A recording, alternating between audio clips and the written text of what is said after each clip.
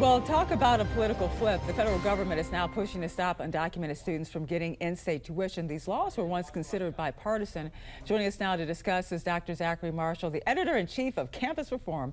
Thank you so much for joining us. Now, first, I just want to talk about why this flip is actually happening, because I remember back in the day, years ago, when Texas extended in-state tuition to undocumented students.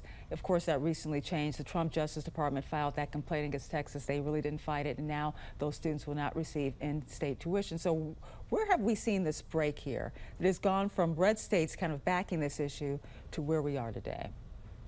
Yeah, I think this is an issue of fairness because when we had the policies roll out initially in the George Bush administration, Yeah. no one could have predicted where we would be now with $100,000 tuition rates at private universities and up to $40,000 at public universities.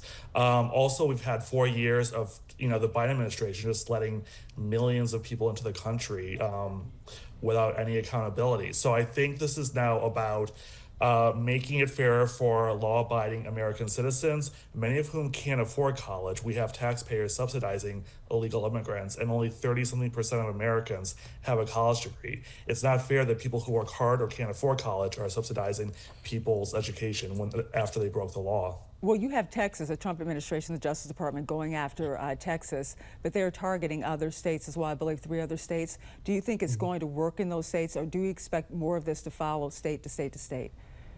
I do expect this to be a domino effect because I think the momentum right now is with the Trump administration. Okay. We're seeing a clean sweep right now with universities settling with the Trump administration over Title VI investigations and DEI. And I think that this issue is no different.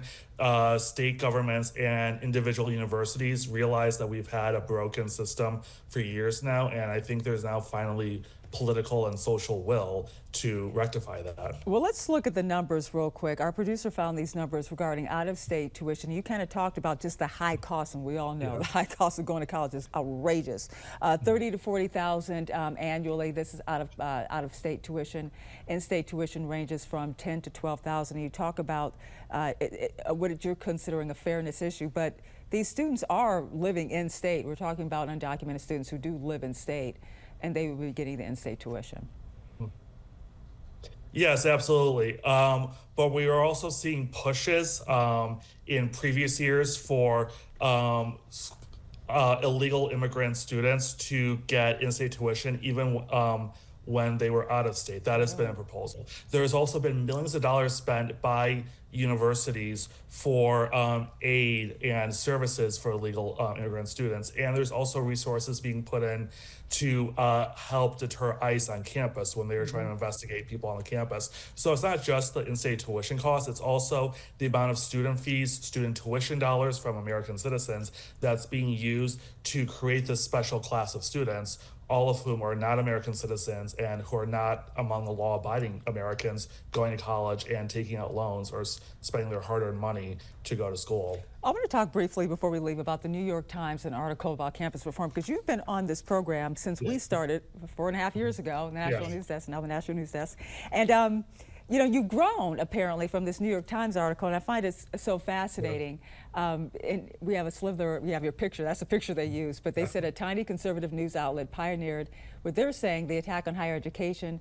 A tiny conservative news outlet pioneered attack on higher education, but they go in depth about how you've made this difference. How has this been for you, campus reform, finally really getting your name out, getting attention in the New York Times, because you did start here and now you've grown like this? Yeah, well, I think the David and Goliath story is timeless, and props to your outlet because you guys have recognized the issues and have acknowledged them for much longer than the Times. This is a reckoning moment for mainstream media and liberal media, especially the New York Times, that chose to ignore reports Campus Reform and others were putting out there for years now, and we now can't ignore it. The anti-Semitism crisis is really the straw that broke the camel's back and shattered the illusion among the left that everything is fine in higher education. It's not, and I think people will now realize that there are longstanding trend lines and phenomena happening in higher ed that are problematic, and it's not just hyperbole when it's real and it's documented. You know, that's one thing I have noticed is over the last 4 years of you guys have grown. The spotlight that's now on higher education has grown over the last 4 years, and it has been because of some organizations like yours continuing to talk about these issues.